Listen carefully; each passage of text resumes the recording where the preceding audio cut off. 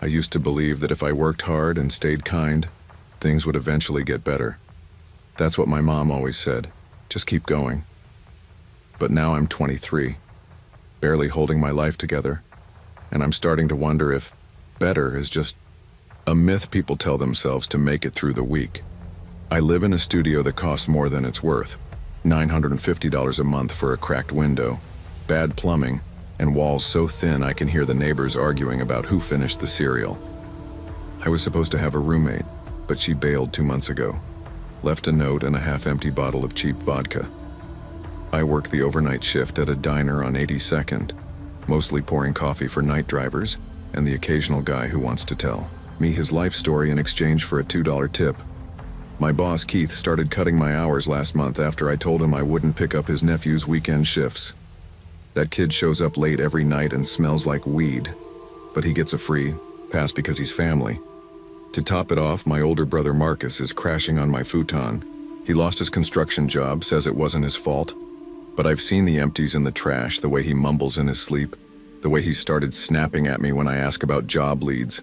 My bike got stolen last week, cut lock and all, so now I walk home from work. 8 blocks through the cold, past shuttered shops and busted streetlights. Most nights I just want to scream, but there's no one listening. Tonight something felt different. Worse. Like I wasn't just walking home. Like I was being hunted. The fog was thick tonight, clinging to the ground like a secret.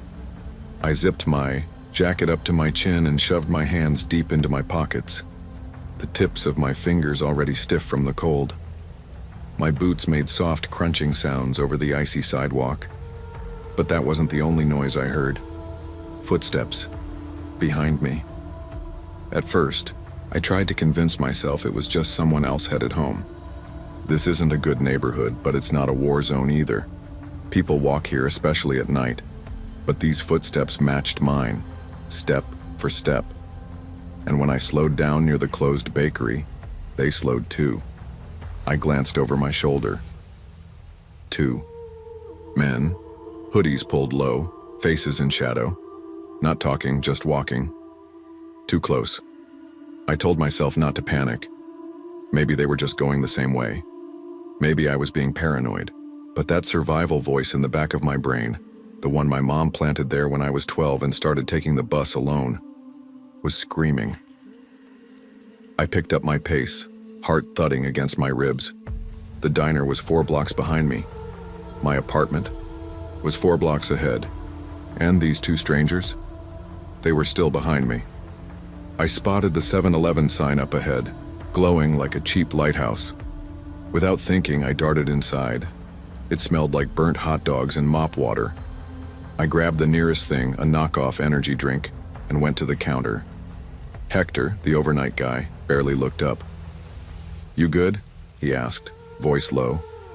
"Yeah," I lied, "just cold." I stayed there 10 minutes, pretending to text on my cracked phone. But when I peeked out the window, they were still there. Waiting. Watching. I stood in that store like it was my last safe place on earth. My palms were sweaty, but my fingers were ice cold. I thought about asking Hector to call someone, but who? The cops wouldn't show up for 2 guys standing on a public sidewalk. And besides, they hadn't done anything yet. That's the trick, nothing happens until everything does. Eventually, I had to leave. I couldn't stay in the store all night. I looked down 82nd, the main street home, and saw them still there, leaning on the lamppost, smoking, talking quietly. So I did something stupid. I took the long way. Behind the laundromat, there's an alley that cuts 2 blocks off the walk. I used to use it all the time before the bike got stolen. It's not well lit, but it's usually quiet. I figured if I could just slip through fast enough, I'd shake them. I pulled up my hood and walked quickly, trying not to look back. The buildings loomed over me like silent witnesses, their windows dark. Garbage bins lined one side, the other was a cinder block wall tagged with graffiti. Then I heard it. A laugh. I froze, turned. They were standing at the mouth of the alley, not running, not rushing, just standing. One of them stepped forward. "Hey, sweetheart," he called out, his voice low and oily. "You lost?"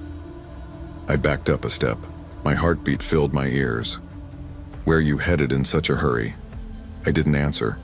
I ran. My boots slipped on a patch of ice as I tore through the alley. I caught myself on a dumpster, the cold metal biting into my palm. My breath came in clouds, fast and shallow. I didn't dare look back. I hit the sidewalk running, cut across a side street past a bus stop bench half buried in frost. I hoped they didn't follow. I hoped they weren't faster. I didn't hear footsteps behind me, but that didn't mean they weren't there. Every dark corner, every parked car felt like a trap. My keys were already in my hand, gripped tight like a weapon. I could see my building ahead. 3 stories of peeling paint and broken buzzers. I reached the front door, fumbled the key. Dropped it, swore. Hands shaking, I got it in the lock, shoved the door open and slammed it shut behind me. Deadbolt clicked, chain latched. My chest heaved. I slid to the floor, my back against the door. Through the peephole, I saw them. Across the street, just standing there, watching. One of them lit a cigarette. The flame flashed across his face. Thin, pale, with a smile that didn't reach his eyes. They didn't move for a full minute. Then they turned and walked away like it was just another night, but it wasn't. Not for me. I didn't sleep that night. Marcus was snoring on the couch, stinking of beer and regret. I wanted to shake him, scream at him, do something, be useful, but I didn't. The next morning, I called the diner and asked Keith for day shifts. "They're full," he said. "You're lucky to have hours at all." Lucky. I stared at my bank app. 1842, no pepper spray, no Uber, no safety. That afternoon, I walked to the Dollar Tree and bought the biggest keychain I could find. Something to hold in my hand and swing if I ever needed to. The next night I walked home again. Different jacket, same fear. Every noise made my skin crawl. Every shadow looked like them, but I walked anyway. Because I had to. Because there's no one else paying my bills, watching my back, or holding my hand. People think bravery is some big dramatic thing. It's not. Sometimes it's just walking home in the dark. Again. And again. And never letting them see you break.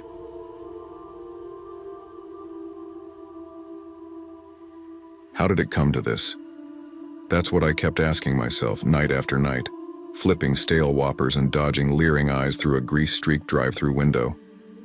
I used to think I'd have a future, college, career, something my parents could be proud of. But here I was, 20 years old, pulling graveyard shifts at Burger King off Maplewood Avenue in Trenton. I dropped out of community college 6 months ago. The bills kept stacking up. Textbooks, rent, gas. My parents were furious. My dad stopped speaking to me for a while, and my mom just kept sighing like I was a disappointment she didn't know how to fix. I thought a job, any job, would make things better. But this job, it's just survival. The late shift starts at 10 p.m. and ends at 4 a.m. Most nights it's quiet. A few truckers roll through. Some factory workers grab food after their shift. Then there are the creeps, the ones who stare a little too long, who ask for your number with a grin that makes your skin crawl. And tonight was different. The bus doesn't run past midnight, which means unless someone's willing to drive me home, I walk the 2 miles to my apartment. Last month, my car died in the middle of Broad Street, and I didn't have the cash to fix it. I've been walking ever since. To top it off, my ex, Derek, keeps texting me drunk threats and voicemails that swing between love and hate. He's unhinged, but no one cares unless someone ends up in a hospital. So yeah, I ask myself, how did I end up here? Alone, behind a register, with no backup and no way out. But that night changed everything. It was cold for mid-November, the kind of cold that seeps through your jacket and settles into your bones. The store was dead quiet. Donna, my manager, was in the back office pretending to do inventory, which basically meant she was scrolling through Facebook and drinking lukewarm coffee. At 2:17 a.m., the bell on the drive-thru chimed. I glanced at the monitor. A rusted navy blue Ford Taurus rolled up to the window. The guy inside looked like he hadn't slept in days. Greasy black hair, hollow cheeks, yellow teeth. He was staring at me like I was a bug under glass. I handed him his Whopper combo, trying not to look at him too long. That's when he said it. "You got real pretty hands," he rasped. "Bet they're soft." I gave a nervous laugh, heart beating faster. Thanks. Enjoy your meal." But he didn't drive away. He just sat there, still staring. His eyes were dark, sunken, almost vacant. "Sir?" I asked, forcing my voice to sound casual. He didn't move until the guy behind him honked. Then he smiled, slow and deliberate, and finally pulled off. I tried to shake it off, told myself he was just a weird drunk. But something about the way he looked at me stuck, like he'd already decided something about me. An hour later, he came back. This time he ordered just a coffee.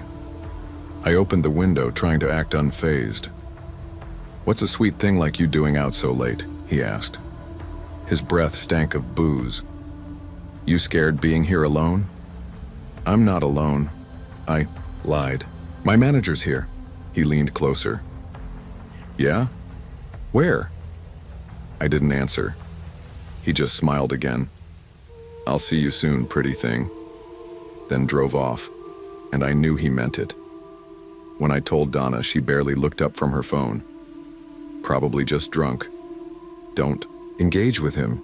That guy came back twice, said he'd see me again. What if he does?" Donna rolled her eyes. "We get weirdos all the time, Jamie. As long as he's not touching you, we can't do anything." That stuck in my head. As long as he's not touching you. At 3:30 a.m., the bell over the door jingled. I looked up, and there he was. No car.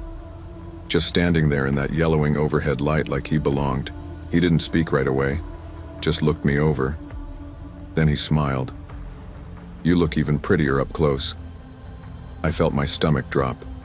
I glanced toward the back, but Donna hadn't come out. The cameras were rolling, but no one ever watched them in real time. He ordered a small fry. I punched it in, hands trembling. When I handed it over, he grabbed my wrist. "Why don't you come take a ride with me? I'll show you a real good time." I tried to yank my hand back, but his grip was like iron. Then finally, Donna walked in. "Sir, you need to leave. Now." He didn't flinch. "Or what?" Donna grabbed the phone. "I'll call the cops." He snarled and lunged across the counter. It all happened in seconds. Donna shouted, I screamed. The man shoved the register and lunged at her like he'd done it before. My brain shut down. I grabbed the nearest thing, a fire extinguisher by the fry station. My hands were shaking so badly I could barely lift it, but I was ready to swing. Donna managed to push him back into a booth, knocking over a tray tower. That's when I heard heavy boots. Some trucker who'd been using the bathroom saw the commotion and jumped in. He tackled the guy to the floor and pinned him down with one knee on his back. The sirens came 5 minutes later. Felt like an hour. They cuffed him, dragged him outside. When they searched his car, I saw the officers' faces change. They pulled out 2 hunting knives, a roll of duct tape, and a crumpled notebook. Inside were names, descriptions, times. One of them read, Jamie BK, hands like glass, alone most nights. My whole body went cold. The officer looked at me with pity, like I was just another almost statistic. You were lucky, he said. But it didn't feel like luck. It felt like I'd been marked. I didn't go back the next day. I texted Donna that I quit. She didn't respond. No apology, no check-in, just silence. A week later, I heard the guy made bail. I threw up when I read the article online. Local man charged with assault released on bond pending trial. No picture, no warning. Just out. My rent's due in 5 days. I've got $23 in my checking account. Derek keeps texting me. You need me yet? Every night before bed, I check the locks. I sleep with my shoes on, just in case. People think the scary part is the attack. It's not. The scariest part is what comes after. The silence. The way people move on like it didn't happen. I wish I could say I felt strong, brave, but I just feel tired. I think about that man's eyes, about how he didn't look angry. He looked certain, like he was entitled to me. And I think about how close he got. He never got what he came for, but he came close. Too close. And that's something I'll carry with me forever. You don't forget the way December feels in Barrow. The kind of cold that chews through your clothes, bites your bones. The kind of dark that never lifts. I was 9 the winter it happened, and sometimes I think that's the year everything, inside me, froze too. We'd taken a rare trip down to Fairbanks, 6 hours each way, to pick up my dad's tools from a shipping depot. He was a trucker, gone weeks at a time, and Mom had picked up extra shifts at the clinic just to keep the heat on. She hated long drives in the winter, but the roads were clear enough that day. Elise, my sister, spent most of the trip texting her boyfriend and rolling her eyes at me. On the way back, we stopped at the Burger King on the edge of nowhere. It was 4:30 p.m., but already dark enough that the parking lot lights cast long, ghostly shadows. Inside, everything smelled like grease and old fries. I sat by the window while Mom ordered. That's when I saw him, a man in a shredded parka sitting in the far booth. His face was pale and caved in, like it had collapsed under its own weight. His eyes found mine, didn't blink, then his mouth stretched into a grin, wider than it should have been, revealing gums as black as tar and teeth like burnt wood. I tugged at Elise's sleeve, trying to whisper, but when she finally looked, the booth was empty. Nothing but a half-eaten Whopper and maggots crawling through the bun. She laughed, said I was being a freak, but I knew what I saw, and I wish I hadn't. Back home, it was even colder. The furnace had been acting up again, and we had to plug in 2 space heaters just to make the living room bearable. Our windows were rimmed with frost thick enough to scrape, and the inside of my coat was damp from the long ride. My boots were held together with duct tape and hope. They squeaked when I walked, always leaving little trails of melted snow on the floor that Elise yelled at me for. She was supposed to watch me when Mom worked doubles, but she spent most nights on the landline or glued to the old desktop, messaging boys. I had no friends at school. Being quiet, poor, and weird was enough to make me a target, so I kept to myself. Drew monsters in my notebook, things with too many eyes, broken mouths, bent bodies. Pretended they were stronger than I felt. It was 3 p.m. the next day when I saw him again. I was eating cereal in front of the TV when something moved past the window. Not fast, slow, like it wanted to be seen. I looked. There he was, standing in the snow. The same old man from Burger King, paralyzed like a bad dream. His face slack, eyes glassy, smile frozen across his face. His parka hung in tatters, soaked, through with ice. "Elise," I called. She came in annoyed. "What?" "There's someone outside." She glanced, then scoffed. "That's just Mr. Haskins, probably checking the pipes again." "Don't be such a baby." But I knew Mr. Haskins, and that wasn't him. That wasn't anyone. Mom called later that night to say she had to stay for a second shift. Some guy slipped on ice and broke his hip. Elise groaned and ordered me to take out the trash before it got too late. I argued, but she shut the door behind me anyway. Outside, the cold was different. Harsher. It wasn't just temperature, it hurt to breathe. The sky was pitch, the snow untouched since morning. I dragged the bag to the bin near the edge of our yard under the weak motion light that flickered like it was scared too. That's when I heard them. Footsteps. Sloppy, wet sounding, like someone walking barefoot in slush. I turned, and he was there, the man from the booth, but he wasn't alone. 2 women stood beside him, naked. Their skin was sagging and gray, stretched over sharp bones, hair thin and wet, hanging like kelp, and their mouths, God, stretched impossibly wide, the same smile, that impossible smile. One of them raised her hand, fingers long and cracked. She motioned for me, a slow curl. "Come here." I dropped the bag. I ran. I slammed the door so hard it shook, the walls. Elise yelled from the hallway, but I couldn't speak. My lungs burned, my heart thudded against my ribs like it wanted out. "Elise," I gasped. "They're back. The old man. He's outside. And 2 women. They were..." "Liam, what the hell are you talking about?" she snapped, but then, thud, the window. Something hit it, hard. We turned to look. A long crack had formed across the glass, running like a vein. Elise went pale. She grabbed the phone and dialed 911. Her hands were shaking so bad she almost dropped it. "Someone's outside our house. Something hit our window. They said a car was on the way, but the roads were frozen over and a blizzard was kicking in. It would take time." I stood in the hallway, holding the fireplace poker like it would actually protect me. Elise locked every door, shoved a chair under the knob. The figures didn't try again, but they didn't leave either. I felt them, watching. When the cops finally arrived, the storm was in full swing. They came in covered in frost, boots clomping, through our front entry like they owned the place. They found no footprints, no broken glass, nothing but a single torn strip of flannel on the ground, frozen stiff, soaked in something dark, and stuck to the cracked window. A Burger King napkin, frozen in place, smeared with saliva and something yellow. The officers shared a look. Probably just kids pulling a prank. Don't worry, folks. But I wasn't fooled. No kid smiled like that. After that night, I stopped sleeping with the lights off. Elise never talked about it again. She left at 18, moved south, never looked back. Mom chalked it up to nightmares and stress.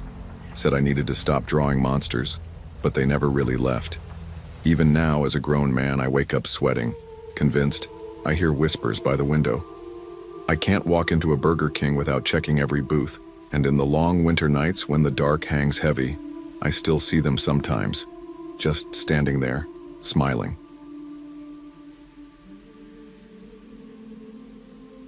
Working the closing shift at the Airport Way Burger King in Fairbanks wasn't glamorous, but it paid just enough to keep gas in my beater Subaru and snacks in my backpack. October 2019 was colder than usual, the kind of cold that knifed through your work pants and settled deep in your spine. I'd stand under the fryer vent on breaks just to feel alive again. The place attracted all kinds. Drifters who smelled like gasoline, truckers trying to stay awake, students too broke for Taco Bell. But none of them stood out like Tyler Graves. Every Thursday, 1:45 a.m. sharp, black Dodge Charger growling at the window. He always ordered the same thing: Bacon King with extra mayo, large onion rings, and 4 Hershey pies. The weird part? He never took the pies. Every time we'd find them smashed in the parking lot, still in their boxes, run over or stomped flat. Tyler always paid, in damp, greasy bills. They reeked of motor oil and something older, something that lingered in your nostrils long after the window slid shut. One night I was wiping down the window and caught him staring, not at me, through me. Then he leaned out and said, soft and slow like a dare, "You're too smart for this grease trap. Want to see something real?" I laughed, said I had to mop the floors. He laughed too, but it didn't feel friendly. The next Thursday, he left me a Burger King receipt folded into an origami swan. On the back, written in Sharpie, "Midnight, East Side Bridge, don't flake." And for some reason I didn't. The first few nights out with Tyler felt like biting into something spicy. You weren't sure if it was dangerous or just addictive. Tipping our principal's house was childish, but I'd never laughed that hard in months. Fireworks in the dumpster behind BK. Stupid. Hilarious. The rush made my skin hum. Tyler was magnetic, like he carried a weather system around him. Hot, cold, unpredictable. He'd talk big about escaping Fairbanks, how this town was a frozen purgatory for the invisible. I didn't know what that meant, but it sounded true. He showed me his lockpick set one night, real polished stuff. Said he stole it from his uncle. Then came the Polaroids. They started simple, stray cats, dumpsters, rooftops. Then they got darker. One showed a rabbit clearly alive. The next, gutted, with something written in Sharpie on the fur. "Truth is ugly." I asked him about it once. He just smiled and changed the subject. He kept a notebook, filled with BK receipts and strange doodles, figures with huge teeth and no eyes, symbols that looked like crosses but twisted wrong. Some pages had employee names, including mine. You always work the fryer on Tuesdays, he said once. You're precise. I didn't like how he said that. I didn't like how he looked at people either, like they were meat. But I kept hanging out, because I didn't have much else. Because he made life feel like it wasn't happening in slow motion. Then came the party invite. Midnight game, he said. Bring a lighter, and trust. I should have said no. The party was at an old meatpacking plant off Badger Road. Rusted, out, long condemned, and way off grid. You could smell it before you saw it, rot masked by bleach like death trying to wear cologne. Tyler had strung up floodlights and dragged in busted mannequins from who knows where. He called it the range. Most had knife marks in their torsos. One had its eyes replaced with Hershey pie wrappers. I wanted to leave. Then Vince showed up, Tyler's cousin, twitchy and mean, and behind him came Mira. Mira, the woman who'd warm her hands by our BK vent every other night. The one who once told me I had a kind heart. Now she had zip ties on her wrists. What the hell is this? I said. Tyler grinned. Moving targets, Morgan. He tossed me a hunting knife. Let's see what you've got. I didn't move. I couldn't. Vince pulled out his phone, started recording. Cole, another hanger-on, egged him on. Everything in my body screamed. I looked at Mira, bloodshot eyes, cracked lips, shaking like the wind had gutted her. I reached for my pocket. All I had was a plastic knife from my dinner break. I moved fast, muttering apologies as I sawed through the zip. Ties. Then I grabbed her hand. We ran. We found an emergency exit, barely hanging on its hinges, and bolted through it. The wind outside burned my lungs raw, but the weird part was, the alley behind the plant didn't look like an alley. It looked like the back of Burger King, same dumpster, same grease trail, same flickering kitchen light. I didn't ask questions. Mira stumbled and I practically dragged her through the back door. It opened straight into the BK kitchen, like we'd looped through some invisible tear in the town. Everything was quiet. The fryer off, the place still. We hid in the walk-in freezer, locked the door from the inside. Outside, through the condensation, I saw them. Tyler, Vince, Cole, standing in the kitchen. Vince lifted his phone, recorded us.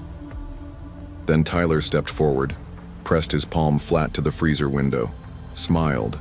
Mira squeezed my hand, whispered, "Thank you." I didn't say anything.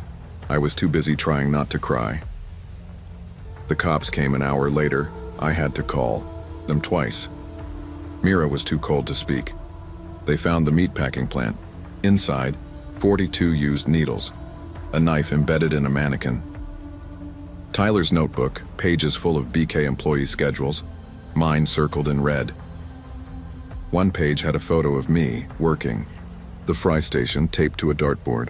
Tyler called it role play, said it was a joke, performance art. Vince got a slap on the wrist. 8 months. Tyler got 4 years. 4. Mira vanished 2 days later. No ID, no family, just disappeared like she'd never existed. I quit the job, burned the uniform. Still, flinch at the sound of Dodge engines. Still can't look at a Hershey pie. Sometimes I think I see her. Mira, in the drive-thru. Frost on her lips, eyes glassy, mouthing 2 words I'll never forget. Bless you. I keep Tyler's last receipt, folded into my senior yearbook. The ink's all bled out. Looks like blood now, but I keep it just to remember what's real. Boone, North Carolina isn't much on a map. College town, pretty foliage, and a main drag that smells like old beer and burnt coffee. But for me, fall 2018 was survival mode. Senior year at App State, scraping by on a sociology major, and the 8:50 hour I made working the night shift at the Burger King on King Street. Most kids came in for drunk food after tailgates or to hide from the rain with paper crowns on their heads. Then there were the townies. Not bad folks mostly, but there were exceptions. One stood out, Clay Briggs. They called him the Crusher, though I never figured out why. He was in his mid-20s, built like a fridge, always in the same stained jeans and work boots. Every Thursday to Sunday around 2 a.m., he'd storm into our BK like he owned it. His signature move was chaos, pouring milkshakes on laptops, tearing up napkin dispensers, and leaving threats smeared in ketchup on bathroom mirrors. "You lookin' to die?" in all caps once. Real poet. His order was always the same: 2 spicy chickens, large fries, no salt, and a high C orange with exactly 3 ice cubes. If you gave him 4, he'd throw the drink at the wall. Ask me how I know. Nobody ever did anything about it. Cops never caught him, and the manager, Dale, told us to just ride it out. Said students came and went, but Clay was permanent. But when Clay put a freshman in the hospital for staring too hard, I'd had enough. Me and the night crew, Danny, Coop, and Jesus, knew something had to change. The plan we came up with? Dumb, desperate, kind of beautiful. It started with a Coke bottle and a whole lot of old receipt paper. We called it Operation Flame Grilled Justice. Coop came up with the name. He was the grill guy, loved his job more than most love their pets. We each contributed something to the plan. I built the armor. Layers of old uniforms stitched together and padded with drive-thru order pads. The carbon copy kind, thick like cardboard and nearly impossible to rip. I wore it under my uniform like a medieval knight disguised as a fast food. Lackey Jesus, our dish pit wizard, prepped the weapon. A glass Coca-Cola bottle filled with frozen high C orange. Not just frozen, solid. He left it in the walk-in for 2 days. It looked innocent enough sitting on the counter, but it would hit like a brick if it came down to it. And Danny? She handled surveillance. Hooked up her old GoPro to the back room, monitor and angled it toward the front doors. Not for cops, no one trusted them to show up in time, but for proof. Just in case this turned into something worse than a broken jaw, I volunteered to be the bait. Friday night closing shift, just me on the floor. I cleaned slower than usual, dragging the mop across the greasy tiles, every nerve wired and humming. The whole place was quiet, the way fast food joints get after the bars close and the college kids crash. The plan was simple. Let him come in, mouth off, act out, and when the moment came, make it count. Danny and Jesus waited out back. Coop stayed inside but out of sight, pretending to fix the soda machine. I remember checking the clock. 2:03 a.m. Right on time. The door slammed open. Clay was here. Clay stormed in like he was expecting the world to bow. With him were 2 other guys, both in camo jackets, both buzzed out of their skulls. One had a hunting knife on his belt. The other smelled like he'd bathed in gasoline and rage. He looked me over, snorted, and said, "College pussy better know their place." Then, he reached out and grabbed my thigh through my polyester uniform pants. I didn't flinch. I didn't even blink.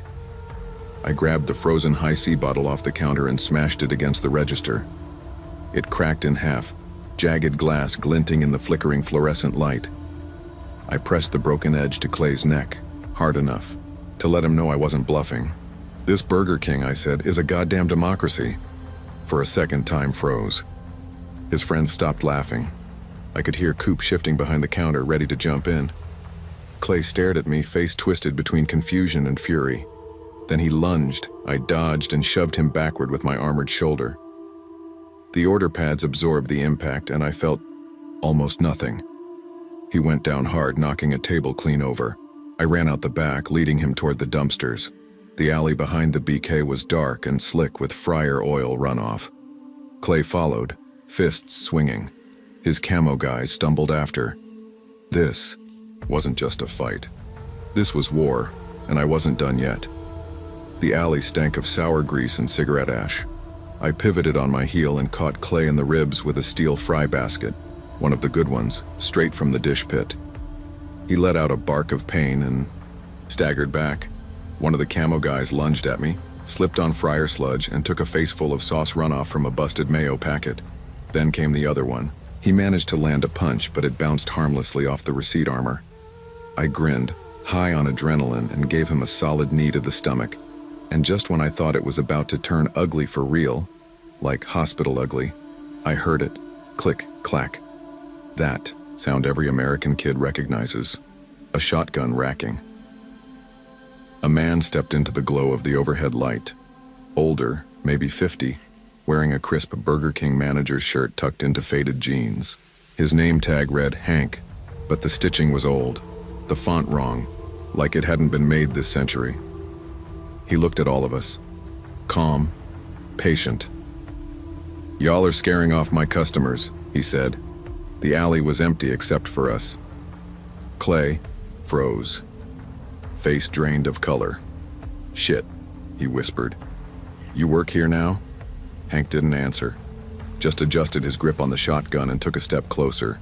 Clay turned, bolted. His friends scrambled after him like mice fleeing fire. Hank looked at me, nodded once. Then he was gone. I sat behind the Burger King that night, hands shaking, breath fogging the cold Appalachian air. Coop came out first, followed by Danny and Jesus. No one spoke for a while. When we finally checked the alley, there was no sign of Hank, no boot prints, no shotgun shells, nothing, except for 3 Burger King crowns, perfectly folded, resting in a neat row beside the dumpster.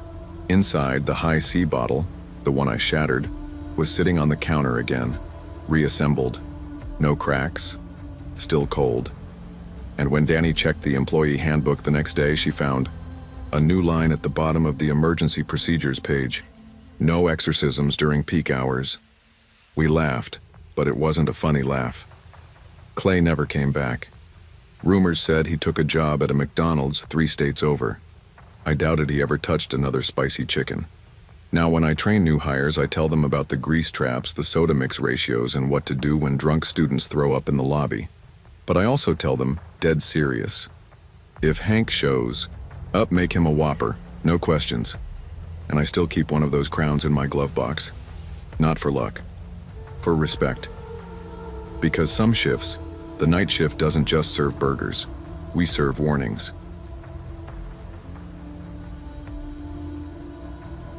Working the overnight shift at the Burger King off I-80 wasn't exactly how I pictured life at 28. But here I was in rural Nebraska, flipping patties and dodging burnout. The hum of the fluorescent lights never stopped, like they were wired into my skull. And the broiler 5000 wheezed like a dying animal every time it cooked another Whopper. We didn't get many customers between 1 and 4 a.m. Truckers, a few lost tourists, and the occasional teenager with bloodshot eyes and too much time. The crew was thin, usually just me, my manager Rick, and whoever they stuck on grill duty. That's how I met Chris. He came in late one Thursday, pale, lanky guy with greasy hair, wearing the black Burger King polo like it was a uniform for something. Far worse, said maybe 5 words during his first shift. They put him on the grill and I was assigned to train him. I showed him how to slap frozen patties onto the conveyor, how to clean the grease trap, barely, and how to prep sandwich builds. He nodded but didn't say much. Every break, he'd go out to the parking lot, light a cigarette, and stare out at the highway like it owed him money. His order never changed. Double Whopper, no veggies, extra mayo, large Coke, no ice. 2 apple pies, untouched. He'd peel back the foil, stare into the filling like it was some kind of omen, and then toss them. Every single time. We all just figured he was another night shift casualty.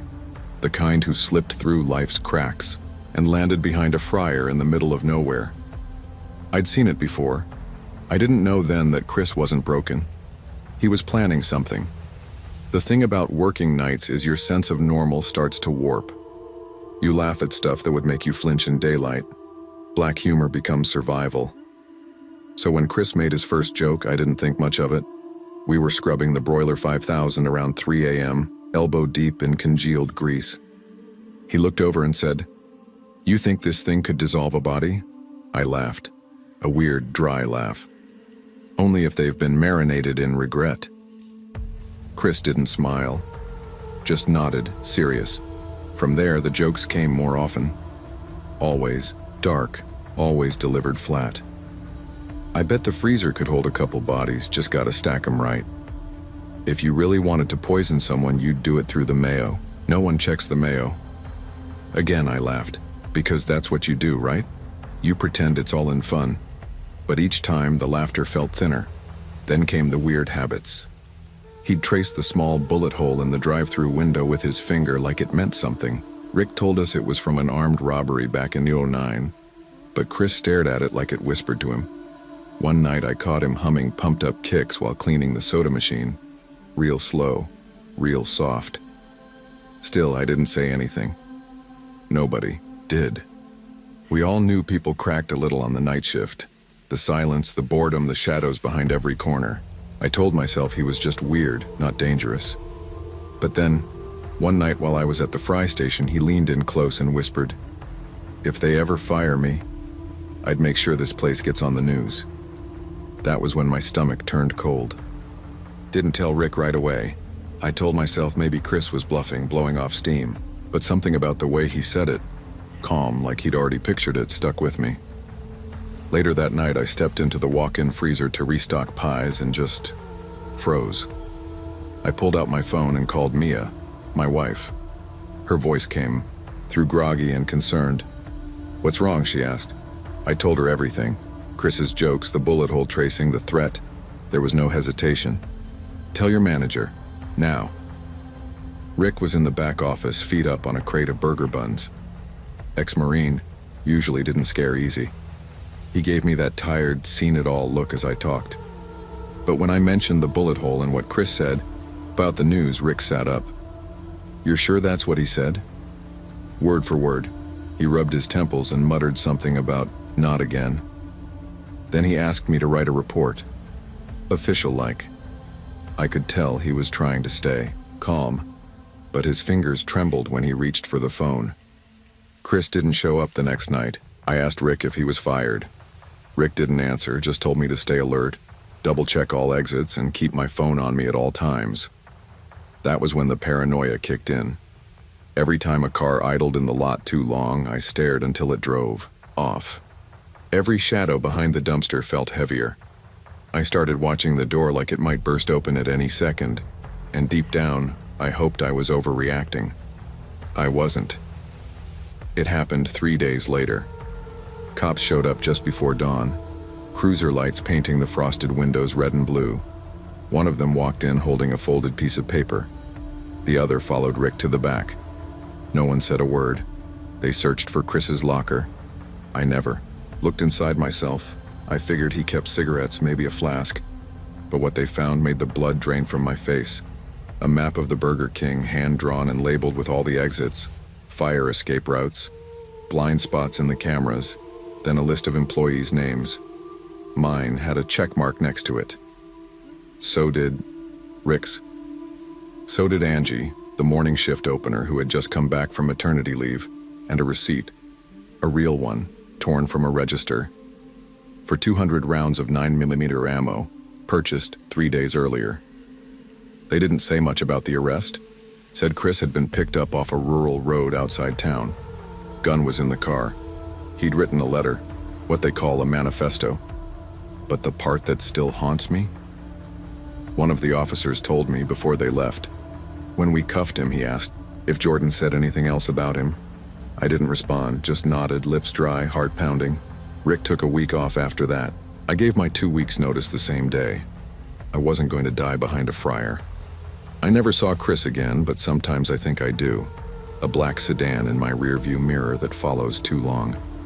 A guy with the same walk, standing outside a gas station, in the dark. I quit Burger King, took a warehouse job on the edge of Lincoln. Pays less, but I sleep better mostly. Every so often I drive past that old BK off I-80. The sign's still flickering. I still check the parking lot for black cars with no plates. Old habits.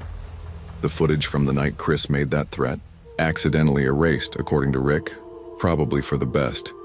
Mia says I did the right thing, that I probably saved lives, but I still wonder if Chris remembers. If he's sitting somewhere in a cell thinking about the guy who reported him, and I remember the last thing he ever said to me. Not goodbye, not take care, just see you later. And somehow, that still chills me more than anything, because he said it like a promise.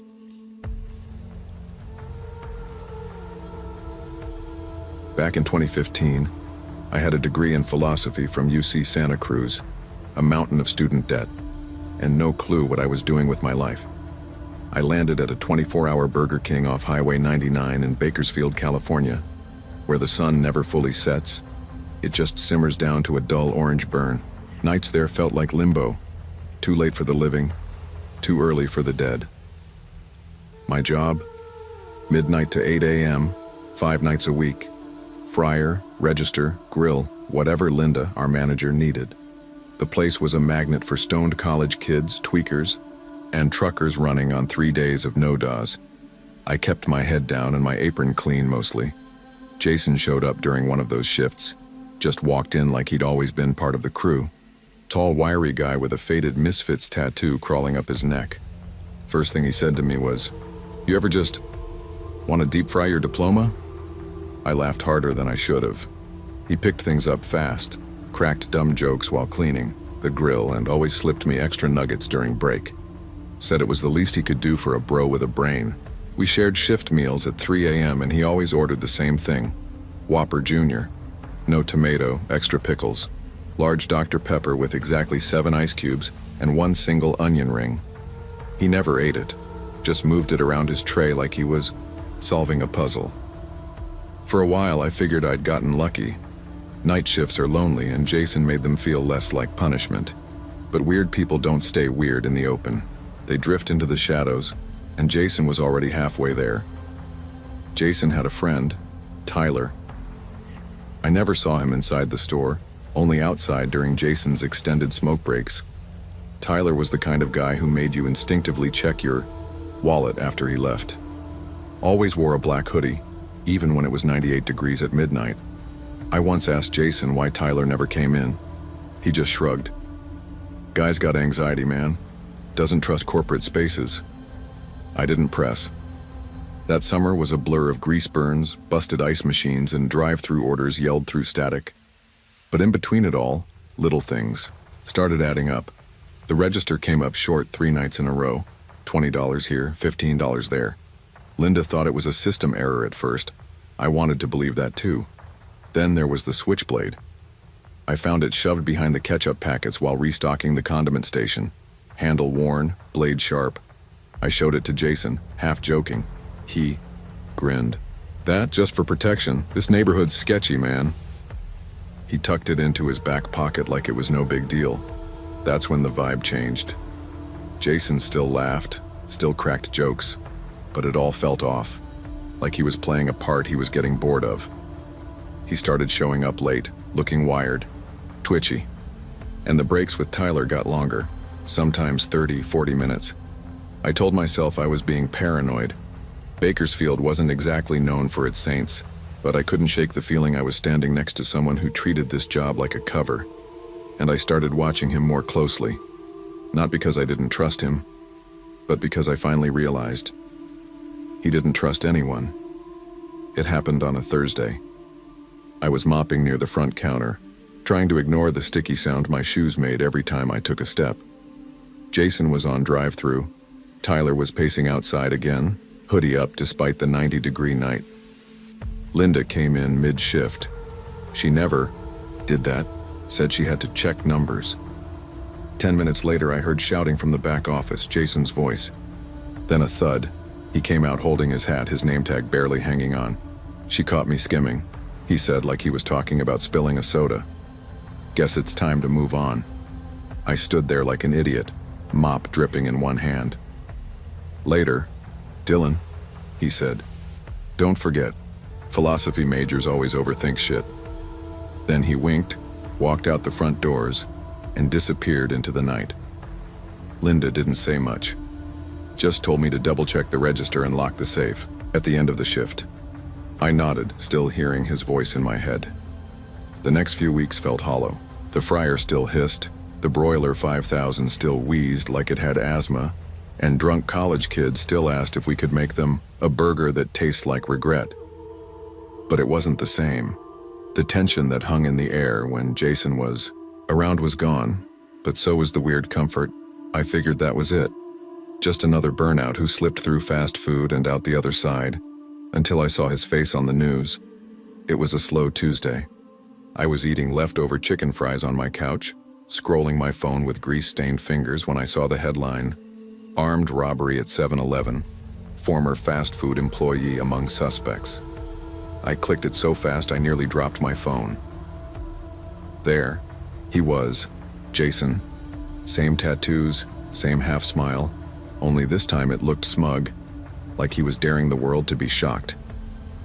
The article said he and an accomplice, Tyler of course, stormed a 7-Eleven at gunpoint. Pistol whipped the clerk, took $87 in a case of Bud Light. That was it. All that edge, all that buildup for beer and cash barely enough to fill a tank. I just stared. You think you know people. You think the guy who sneaks you extra nuggets and hums punk songs at 4 a.m. is just harmless, maybe broken but not dangerous. And then you see their mugshot on the evening news looking like they're proud to be caught. Linda texted me later that night. Told you he was trouble. All I replied was, yeah, but I didn't sleep well. I kept hearing his voice in my head, that smirk in his words. Don't forget, philosophy majors always overthink shit, and now I couldn't help it. I overthought everything, especially how close I'd been to ending up in the wrong place, at the wrong time with the wrong guy. 5 years passed. I moved to Fresno, got a warehouse job, better hours, decent benefits. Philosophy degree still sat in a frame on my bookshelf like a joke I forgot the punchline to. Then, one night at Walmart, I saw him. Jason. He was thinner, beard patchy, tattoos faded into dull scars. He was pushing a cart full of canned chili and energy drinks when he looked up and saw me, that same grin. Yo, BK buddy, he called out like we were just old coworkers. We should grab a beer sometime. I laughed, awkward, shaky. Busy these days, man. He nodded like he understood, like we shared a secret. 2 months later, I saw his face again, this time on the local news. Repeat offender arrested in home invasion. Apparently, he and Tyler broke into a house in the middle of the night. Got caught when the homeowner's dog wouldn't stop barking. That was it. I sat on my couch, phone glowing in my hands, and wondered how many more times I'd see that grin before he finally disappeared for good. Now, every time I pass a Burger King, I check the locks at red lights. I wonder if Jason ever liked those Whopper Juniors, or if it was just a script. And I think about how close I came to being more than just his coworker, maybe even an alibi. The last thing he ever said to me still lingers. Life's a joke, man. Just don't be the punchline. I didn't get it then. Now I do.